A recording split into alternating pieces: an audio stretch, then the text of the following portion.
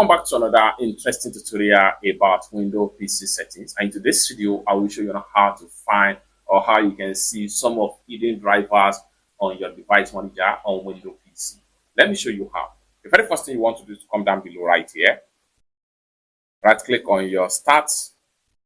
Next thing you want to do is to go ahead and navigate to device manager right here. Under the device manager, what you need to do right here is to go ahead and simply come to view right here. So under the view, go ahead and click on show hidden devices, just like so. Then you have all your devices right here. Then you can begin to open the next tab right here in order to see some of other devices that are hidden right here. It's that simple. For more useful tutorial about about your Windows PC settings, consider to subscribe. Thank you so much for watching, and I hope to see you in my next video.